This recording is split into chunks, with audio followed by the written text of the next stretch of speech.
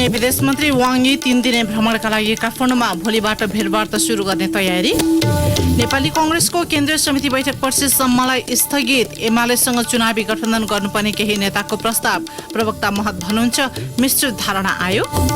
दक्षिण एसियाली मुलुक श्रीलङ्कामा चरम आर्थिक संकट। श्रीलङ्काको जस्तै अवस्था नेपालमा आउन सक्ने भन्दै चिन्ता व्यक्त।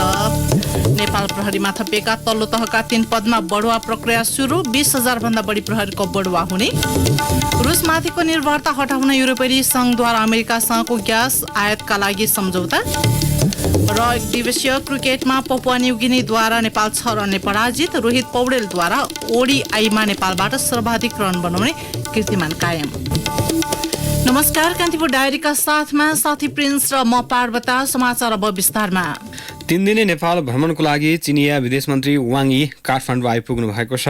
दक्षिण एसियाली मुलुकको भ्रमणमा निस्किएका विदेश मन्त्री वाङ पाकिस्तान, अफगानिस्तान, भारत हुँदै आज दिउँसो काठमाडौँ आइपुग्नु भएको हो। 25 सदस्यीय भ्रमण टोलीको नेतृत्व गर्दै काठमाडौँ उत्रिएका वाङ 32 पुतली स्थित द्वारिकाज होटलमा बस्नु भएको छ। वाङले औपचारिक भेटघाट भने भोलि बिहानदेखि मात्रै गर्नुहुनेछ। स्रोतका अनुसार आज साँझ उहाँले चिनिया दूतावासका अधिकारीहरूसँग नेपालको पछिल्लो परिस्थितिबारे जानकारी लिनुभएको छ। भ्रमणको दोस्रो दिन भोलि उहाँले काठमाडौँको उत्तरी क्षेत्रमा पर्ने शिवपुरी जंगल क्षेत्रमा हाइकिङ जाने र त्यसपछि परराष्ट्र मन्त्री नारायण खड्कासँग सिंहदरबारमा भेटघाटको कार्यक्रम छ। सोही क्रममा नेपाल र चीनबीच विभिन्न विषयमा द्विपक्षीय सहमति पत्रमा हस्ताक्षर गर्ने कार्यक्रम रहेको परराष्ट्र मन्त्रालयले जनाएको छ। त्यसपछि बालुवाटार पुगेर वाङले प्रधानमन्त्री शेरबहादुर देउवासँग शिष्टाचार भेटवार्ता गर्नुहुनेछ। वाङले काठमाडौँबाटै पोखरा क्षेत्रीय अन्तर्राष्ट्रिय विमानस्थलको उद्घाटन गर्ने कार्यक्रम तय भएको छ। यस्तै वाङले राष्ट्रपति विद्यादेवी भण्डारीलाई पर्सि आइतबार शीतल निवासमा पुगेर भेट गर्नुहुनेछ। राष्ट्रपति भण्डारीसँगको भेटपछि उहाँले एमाले अध्यक्ष केपी शर्मा ओली र माओवादी केन्द्रका अध्यक्ष पुष्पकमल दाहालसँग भेटेर चीन फर्किनुहुनेछ। वाङको सुरक्षामा नेपाल प्रहरीको विशेष टोली तैनाथ गरिएको छ। वाङको भ्रमणका क्रममा फ्री तिब्बतको पक्षमा प्रदर्शन हुन सक्ने भन्दै सुरक्षा निकायले निगरानी बढाएका छन्। आजदेखि सुरु नेपाली कांग्रेसको केन्द्रीय कार्य समितिको बैठकमा आवश्यकता अनुसार नेकपा एमालेसँग समेत गठबन्धन गर्नुपर्ने प्रस्ताव उठेको छ।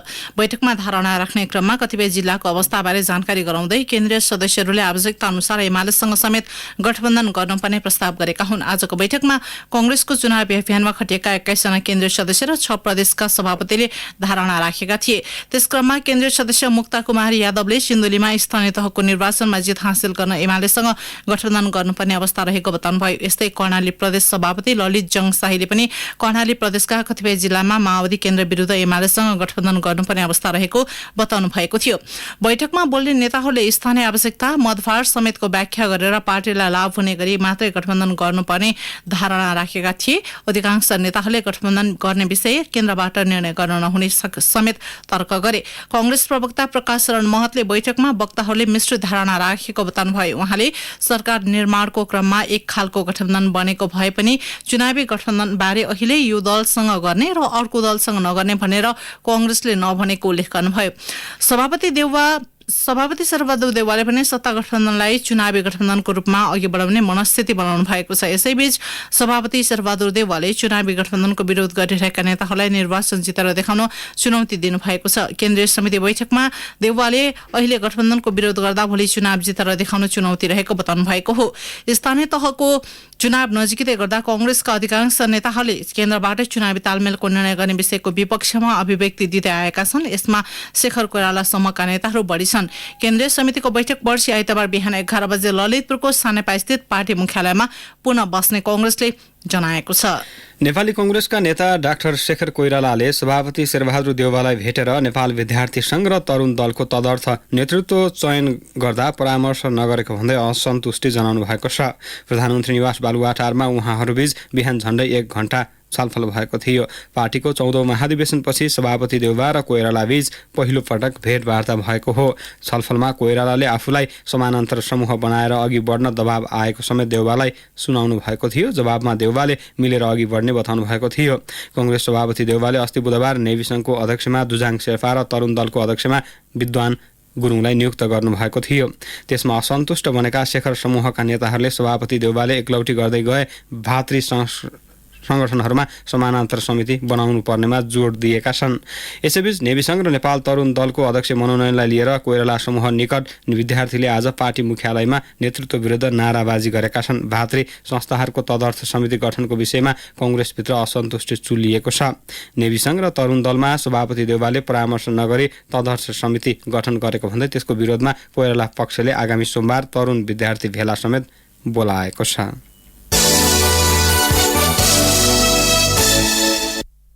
कान्तिपुर डायरीमा अब कान्तिपुर सविस्तारको पालो। कान्तिपुर सविस्तार। दक्षिण एसियाली मुलुक श्रीलङ्का पछिल्लो 8 महिनादेखि चरम आर्थिक सङ्कटमा फँसेको छ। कोभिड-19 को महामारीपछि पर्यटनमा आएको भारी गिरावट, थिग्नै नसक्ने गरी बढेको सार्वजनिक ऋण, चरम मूल्य वृद्धि र पछिल्लो समय रुस युक्रेन युद्धको विश्वव्यापी असरका कारण श्रीलङ्कामा आर्थिक सङ्कट गहिरिएको हो। फरक खाले आर्थिक संरचना भए पनि श्रीलङ्काको अवस्थालाई लिएर नेपालमा पनि त्यस्तै खालको आर्थिक सङ्कट आउन सक्ने चिन्ता व्यक्त भइरहेका छन्। पछिल्लो समय अधिकांश सूचक कमजोर भएपछि नेपालको अर्थतन्त्रलाई श्रीलङ्काको अवस्थासँग दाँज्न थालिएको हो। श्रीलङ्कामा सन् 1950 को दशकपछि पहिलो पटक अर्थतन्त्र गम्भीर सङ्कटबाट गुज्रिरहेको छ। मुलुक भोकमरीको सन्निकटमा रहेको श्रीलङ्कन आर्थिक सूचकहरूले संकेत गरिसकेका छन्। श्रीलङ्कामा 80 अर्ब डलर हाराहारीमा रहेको कुल ग्राहस्थ उत्पादन जीडीपी बराबरकै सार्वजनिक ऋण पुगेको छ। मूल्य वृद्धि झण्डै 20% छुन लागेको छ। श्रीलङ्कामा विदेशी विनिमय सञ्चित 2 अर्ब 31 करोड डलरमा झरेको छ, जसले कम्तीमा 1 महिनालाई आय धान्न पनि नसक्ने अवस्थामा सरकार पुगेको छ। खाद्यान्न लगायत अन्य उपभोग्य वस्तुहरू किन्नका लागि नागरिकहरू घण्टौं लाइनमा बस्नुपर्ने अवस्था छ। दैनिक 1 केजी पाउडर दूध प्रयोग गर्ने उपभोक्ताले 400 ग्राम भन्दा बढी पाउन सकेका छैनन्। सन् 2021 को अन्त्यतिरमा कम्तीमा 50 लाख नागरिक गरिबीको रेखामुनि झरेको तथ्याङ्क छ। 2 लाख भन्दा बढीले प्रत्यक्ष रोजगारी गुमाएका छन्। श्रीलङ्काको नाजुक अर्थतन्त्रले पछिल्लो समय विश्वकै ध्यान खिचिरहेको छ। त्यहाँको पछिल्लो आर्थिक अवस्थाका कारण मुलुकको सार्वभौमिकता जोगाउन समेत सरकारलाई गाह्रो पर्न थालेको श्रीलङ्काका लागि पूर्व नेपाली राजदूत एवं अर्थविद डाक्टर विश्वम्भर पाकुरियाल बताउँछन्। फरेन एक्सचेन्ज रिजर्भ अब 1 महिनाको आयातलाई पनि नपुग्ने नै भइसक्यो। खाना लाउन नपुग्ने स्थिति आइ नै सक्यो। त्यसपछि रोजगारी भन्ने ठप्पै छ। मुद्रास्फीति यसरी बढेको छ कि अब भोकमरीमा पनि डुब्ने भए। अब ऋणको मात्रा झन्झन बढ्दै जाने हो। मुलुकको आफ्नो सार्वभौमिकतालाई जोगाउनु पनि श्रीलङ्कालाई अब गाह्रो पर्ने अवस्था आइसकेपछि त अब त श्रीलङ्काले सिरियसली सोच्नु पर्यो र ग्लोबल कम्युनिटीले पनि। जीडीपीमा झण्डै 20% हिस्सा ओगट्ने पर्यटन बजार कोभिड-19 का कारण ठप्प प्राय भयो। श्रीलङ्काको अर्थतन्त्रमा 13% को हिस्सा ओगट्ने विप्रेषण समेत पछिल्लो 2 वर्षदेखि निरन्तर घटिरहेको छ। सन् 2019 मा 2 लाख श्रीलङ्काली कामदार वैदेशिक रोजगारीमा गए पनि कोभिडका कारण 57% नागरिक देश फर्किएका थिए भने बाँकी कामदारले पनि विदेशमा रोजगारी गुमाए। प्रतिवर्ष करिब 7 अर्ब डलरको विप्रेषण श्रीलङ्काले भित्र्याउने गरेको थियो। तर सन् 2019 यताका 2 वर्षमा प्रत्येक वर्ष 9% को हाराहारीमा ह्रास भइरहेको छ। श्रीलङ्काको अर्थतन्त्रलाई डुबाउने अर्को महत्वपूर्ण कारण वैदेशिक ऋणको पासो पनि हो। श्रीलङ्कामा अहिले करिब 40 अर्ब डलरको वैदेशिक ऋण छ। अर्थतन्त्रको आकारसँग तुलना गर्दा श्रीलङ्काका लागि निकै ठूलो ऋणभार मानिएको छ। सन् 2019 मा ऋणभार कुल ग्राहस्थ उत्पादन जीडीपी को 62% थियो भने सन् 2021 को अन्त्यसम्ममा यो बढेर 101% पुगेको छ। श्रीलङ्कामा सार्वजनिक ऋणको व्यवस्थापन हुन नसक्नु तथा कर मिनाहा लगायत गोताबाहेक सरकारको महत्वाकांक्षी चुनावी योजना कार्यान्वयन गर्दा पनि अर्थतन्त्र अहिले समस्यामा परेको अर्थविद डाक्टर सञ्जय आचार्यको भनाइ छ। एक थरी चाहिँ नि सोचाइ चाहिँ नि यो बीआरआई को कारणले गर्दा डेब्ट बढ्यो चाहिँ श्रीलङ्काको भन्ने किसिमको सोच कसैको छ।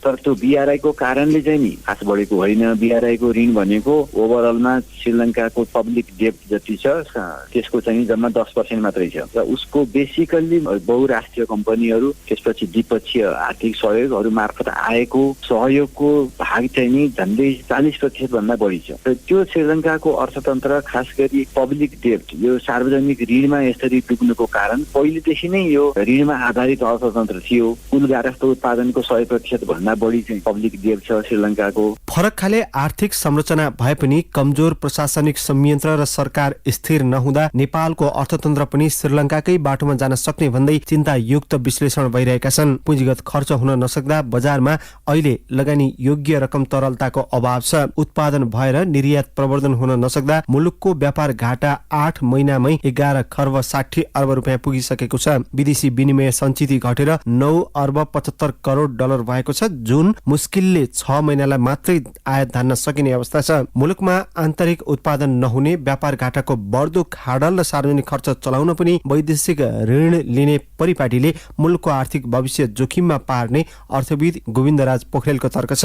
हाम्रो करिब 43-44 खर्बको कुल ग्राहक उत्पादनमा 18 खर्ब भन्दा बढी ऋण हुनु र यता चाहिँ तपाईको आर्थिक वृद्धि दर कम हुनुले गर्दाखेरि हामीलाई यो जोखिम अवस्था ल्याएको छ। र हामीले अहिलेसम्म जति पनि स्वदेशी अथवा विदेशी ऋण ल्याएर यदि उत्पादनशील पूर्वाधारमा खर्च गरेर त्यो पूर्वाधारले थप आर्थिक वृद्धि, रोजगारी अथवा नेपाली जनताहरूको क्षमता विकास गराउनेतिर खर्च गर्न पाएको भएदेखि त्यसले भविष्यमा केही फाइदा हुन्थ्यो। तर हामीले फजुल खर्च र चालु खर्च गर्नको लागि पनि स्वदेशी तथा वैदेशिक ऋण लिने एउटा जुन चलन चलिरहेछ अथवा हामी अवस्थामा पुगेको छौँ, त्यसले भविष्यमा हाम्रो अर्थतन्त्रलाई अलि अप्ठ्यारोतिर चाहिँ लान सक्छ। खाद्यान्न, स्वास्थ्य सामग्री, औषधि र इन्धन किन्न पनि श्रीलङ्का सरकारलाई सकस भएको छ। वैदेशिक मुद्राको सञ्चितको अभावसँगै अत्यावश्यकीय वस्तु किन्न नपाउँदा जनजीवन नै चल्न समस्या भइरहेको छ।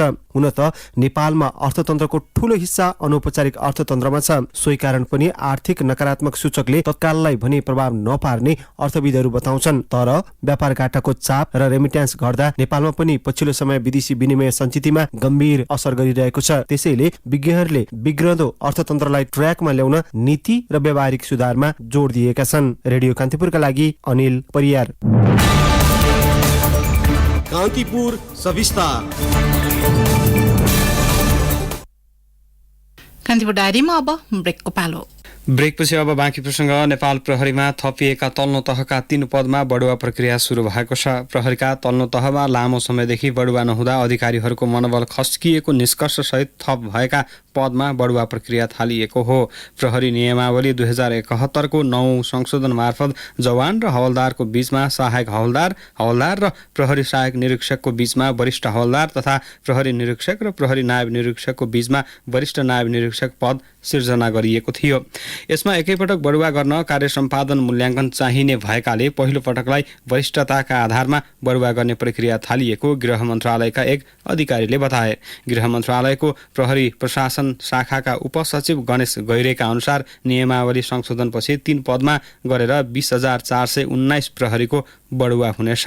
उहाँका अनुसार नायब निरीक्षकबाट वरिष्ठ नायब निरीक्षकमा 1,418 जना, प्रहरी हवलदारबाट वरिष्ठ हवलदारमा 3,748 जना र प्रहरी जवानबाट सहायक हवलदारमा 15,253 जना बढुवा हुनेछन्।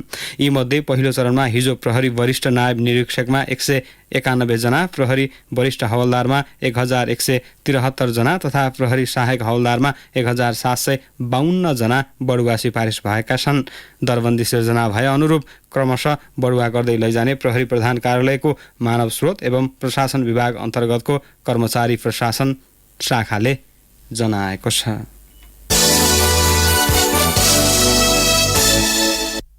नेपाली रुसको आक्रमणपछि युक्रेनलाई मानवीय सहायता उपलब्ध गराउने प्रस्तावको पक्षमा मत दिएको छ। राष्ट्रसङ्घीय महासभामा पेश भएको मानवीय सहायता सम्बन्धी प्रस्तावमा नेपालले पक्षमा भोट दिएको हो। महासभाको 11औं आपतकालीन विशेष सत्रबाट मानवीय सहायता सम्बन्धी सो प्रस्ताव 2/3 बढी सदस्यहरूको मतसहित पारित भएको राष्ट्रसङ्घले जनाएको छ। प्रस्तावको पक्षमा 140 मत र विपक्षमा 5 मत परेको थियो। भारत र चीनसहित 38 मुलुक भने मतदानमा अनुपस्थित भएका थिए।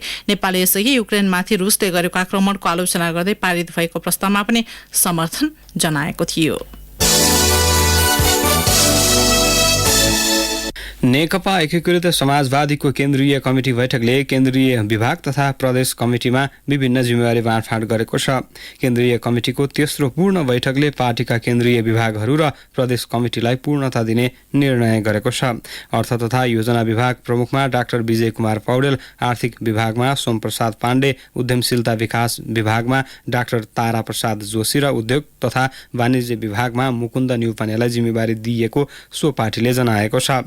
यस्तै कानुन विभागमा रामचन्द्र झा, कृषि तथा भूमि व्यवस्था विभागमा बलराम बाँसकोटा, खेलकुद विभागमा केशव विष्ट, जलस्रोत विभागमा डाक्टर वंशीधर मिश्र, निर्वाचन विभागमा रामकुमार भट्टराईलाई प्रमुख बनाइएको छ। यस्तै प्रदेशमा पनि जिम्मेवारी तोकिएको महासचिव बेदुराम भुषालद्वारा जारी विज्ञप्तिमा उल्लेख छ।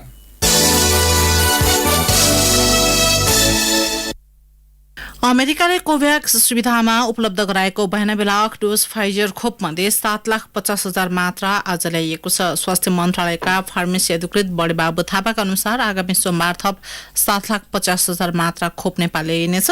फाइजर खोप हरेक महिना 15 लाखको दरले नेपाल ल्याउने सरकारले कार्यतालिका बनाएको छ। नेपालमा पछिल्लो पटक 18 जनामा कोरोना भाइरस संक्रमण पुष्टि भएको छ। 2822 जनामा गरिएको पीसीआर परीक्षणमा 12 र 1520 एन्टिजेन परीक्षणमा 6 जनामा संक्रमण पुष्टि भएको स्वास्थ्य तथा जनसङ्ख्या मन्त्रालयले जनाएको छ। एकै दिन 271 जना संक्रमित संक्रमणमुक्त भएका छन्। देशभर कोरोना भाइरसका कारण मृत्यु हुनेको संख्या 11,951 रहेको मन्त्रालयको तथ्याङ्क छ। हाल सक्रिय संक्रमितको संख्या 1,960 रहेको छ। बालिकालाई बलात्कार गरेको ठहर गर्दै एक युवकलाई जिल्ला अदालत मकवानपुरले 18 वर्ष कैद गर्ने फैसला गरेको छ। जिल्ला न्यायाधीश दिल्ली रत्न श्रेष्ठको एकल इजलासले हेटौडा उपमहानगरपालिका 11 का 39 वर्षीय विमल लामाले 12 वर्षीय बालिकालाई बलात्कार गरेको ठहर गरेको हो। अदालतले पीडितलाई पीडकबाट 1 लाख रुपियाँ क्षतिपूर्ति रकम भराउने पनि आदेश गरेको छ। लामाले गत असार 2 गते बालिकालाई हेटौडा उपमहानगर 10 स्थित एक होटलमा लगेर बलात्कार गरेका थिए। कान्तिपुर डायरीमा अब सिन्धुपाल्चोक डायरीको पालो। सिन्धुपाल्चोक डायरीमा कमला पाक्सिनको नमस्कार। सदरमुकाम चौतारामा अव्यवस्थित सवारी पार्किङ बढ्न थालेपछि त्यसलाई रोक्न प्रहरीले थप कडाई गरेको छ। जिल्लाकै मुख्य बजार अव्यवस्थित सवारी पार्किङका कारण अस्तव्यस्त भएको भन्दै सवारी पार्किङ कडाई गर्ने नीति ल्याएको जिल्ला प्रहरी कार्यालयका प्रहरी नायब उपरीक्षक दक्ष कुमार बस्नेतले बताउनुभयो। जिल्ला प्रहरी कार्यालयले चौताराको बजार व्यवस्थापन र ट्राफिक व्यवस्थापनमा कडाई गर्ने निर्णय गरेको हो। फुटपाथ मिटर जडित धारा मार्फत नियमित खानेपानी आपूर्ति गर्ने सुनकोशी गाउँपालिका वडा नम्बर 1 ठोकर्पा नेपालकै पहिलो वडा घोषणा भएको छ। वडाका सम्पूर्ण घरधुरी तथा संघ-संस्थाहरू सहित 100% 786 धुरीमा पानी उपलब्ध गराउने कार्य सम्पन्न भएको वडा अध्यक्ष नेत्रबहादुर कार्कीले बताउनुभयो। अत्यन्त सुक्खाग्रस्त क्षेत्रको रूपमा विगत लामो समयदेखि यहाँका स्थानीयले खानेपानीको चरम अभाव भोगिरहेका थिए।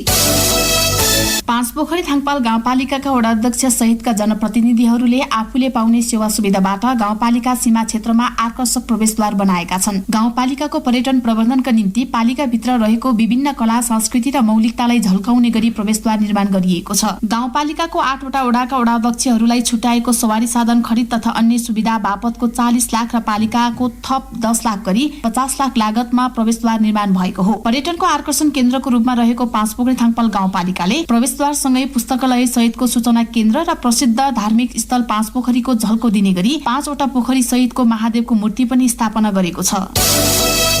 स्थानीय तहको चुनाव नजिकै गर्दा राजनीतिक दलहरू चुनावी एजेन्डा लिएर गाउँ-गाउँमा पस्न थालेका छन्। चुनाव आउन केही दिन मात्र बाँकी भएकाले दलहरूले गाउँ लक्षित कार्यक्रम सुरु गरेका हुन्। विभिन्न अभियान चलाएर मतदाता रुझाउन सुरु गरेका दलहरू गाउँ पस्न थालेपछि जिल्लाभर चुनावी माहौल बन्दै गएको छ। हवस् त सिन्धुपाल्चोक डायरी आजलाई यति नै। कमला पाखरिन बिदा हुन्छु। नमस्कार। कमला पाखरिनको सिन्धुपाल्चोक डायरीपछि कान्तिपुर डायरीमा पुनः ब्रेकको पालो। कान्तिपुर डायरीमा अब आर्थिक प्रसङ्ग। भारतबाट बिजुली आयात गरिएसँगै औद्योगिक क्षेत्रमा देखिएको विद्युत अभाव पूर्ण रूपमा हटेको नेपाल विद्युत प्राधिकरणले जनाएको छ। प्रति युनिट भारतीय 20 रुपैयाँमा नेपालले गरेको प्रस्ताव अनुसार बिजुली आयात भएपछि औद्योगिक क्षेत्रहरूलाई पूर्ण रूपमा विद्युत उपलब्ध गराइएको प्राधिकरणले जनाएको छ। प्रति युनिट बिजुलीको कुल लागत 34 रुपियाँसम्म परेको प्राधिकरणका प्रवक्ता सुरेश भट्टराईले जानकारी दिनुभयो। रुस र युक्रेन युद्धको कारण भारतीय बजारमा कोइलाको अभाव हुँदा अत्याधिक मूल्य वृद्धि भएपछि नेपालले समेत महँगो मूल्य तिरेर विद्युत आयात गर्नु परेको प्राधिकरणले जनाएको छ। यसैबीच प्राधिकरणले घरायसी साना उद्योग र व्यावसायिक ग्राहकका लागि लोड सेडिङ नहुने दावी गरेको छ। वीरगञ्ज उद्योग वाणिज्य सङ्घले वार्षिक 8 लाखसम्मको व्यक्तिगत आयमा कर छुट दिन सरकारसँग माग गरेको छ। अर्थमन्त्री जनार्दन शर्मासँगको भेटमा सङ्घका अध्यक्ष सुबोध कुमार गुप्ताले जीवनशैलीमा भएको परिवर्तनको सन्दर्भमा एकल व्यक्तिको लागि वार्षिक 8 लाख तथा दम्पतिको हकमा 8,50,000सम्मको आयभन्दा माथि मात्रै कर लगाउन माग गर्नुभएको हो। हाल एकल व्यक्तिका लागि वार्षिक 4 लाखसम्म र दम्पतिको हकमा 4,50,000सम्मको आयमा 1% का दरले कर लाग्ने व्यवस्था छ। त्यस्तै एकल व्यक्तिको वार्षिक आय 4 देखि 5 लाखसम्म र दम्पतिको हकमा 4.5 देखि 5.5 लाखसम्मको आयमा 10% कर लाग्ने व्यवस्था छ। सङ्घले उपभोग्य वस्तुमा मूल्य अभिवृद्धि कर कम गर्नुपर्ने माग समेत गरेको छ। अब अन्तर्राष्ट्रिय प्रसङ्ग रुसमाथिको निर्भरतालाई रोक्न युरोपेली संघ EUले अमेरिकासँग ग्यास आयातका लागि सम्झौता गरेको छ। अमेरिकाले अन्य देशको सहयोगमा युरोपेली संघलाई यस वर्षको अन्त्यसम्ममा हाल रुसबाट प्राप्त हुने ग्यासको 10% बराबर अतिरिक्त ग्यास उपलब्ध गराउने सम्झौता गरेको बीबीसीले जनाएको छ। रुसले हाल युरोपेली देशमा ग्यास आवश्यकता मध्ये करिब 40% आपूर्ति गर्दै आएको छ। युक्रेनमा आक्रमण पश्चात रुसी ग्यासको प्रयोगमा कटौती गर्ने लक्ष्य अनुसार विभिन्न विकल्पहरू खोज्न थालिएको हो। योगी आदित्यनाथले भारतको उत्तर प्रदेश राज्यको मुख्यमन्त्रीको शपथ लिनुभएको छ। उत्तर प्रदेशका गभर्नर आनन्दीबेन पटेलले उहाँलाई लखनऊमा आज शपथ गराउनु भएको हो। दोस्रो कार्यकालका लागि निर्वाचित मुख्यमन्त्री योगी आदित्यनाथको सरकारमा केशव प्रसाद मैयर र बजरेश पाठकलाई उपमुख्यमन्त्री बनाइएको छ। शपथ ग्रहण समारोहमा प्रधानमन्त्री नरेन्द्र मोदी लगायतको उपस्थिति थियो।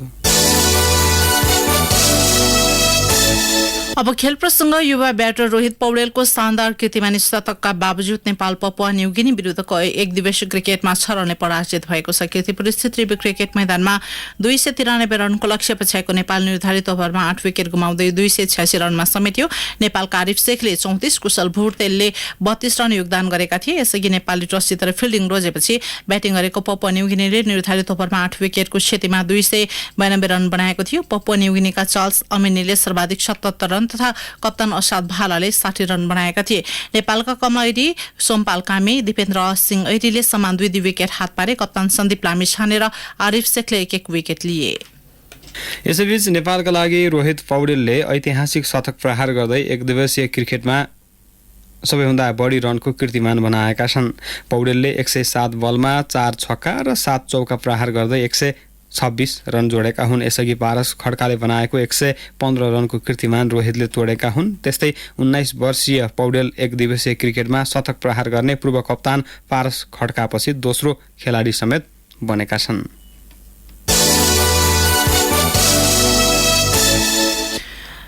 आठौं संस्करणको प्रधानमन्त्री कप अन्तर्राष्ट्रिय आमन्त्रण महिला भलिबल प्रतियोगिताको दोस्रो दिन आज भारतीय टिम हरियाणा स्पोर्ट्स क्लब र स्वदेशी न्यू डायमण्ड एकाडेमीले जित हासिल गरेको छ। नेपालगञ्ज रङ्गशाला स्थित कबड हलमा हरियाणाले नेपाल पुलिस क्लबलाई 3-2 सेटले पराजित गरेको हो। निकै प्रतिस्पर्धात्मक खेलमा हरियाणाले 17-25, 19-25, 25-18, 25-16 र 15-13 अङ्कले हरायो। त्यसैगरी दोस्रो खेलमा न्यू डायमण्ड एकाडेमीले भारतीय टिम एकलव्य स्पोर्ट्स कम्प्लेक्स छत्तीसगढलाई 3-0 सेटले पराजित गरेको हो। न्यू डायमण्डले छत्तीसगढलाई 25-12, 25-8 र 25-5 ले पराजित गरेको हो।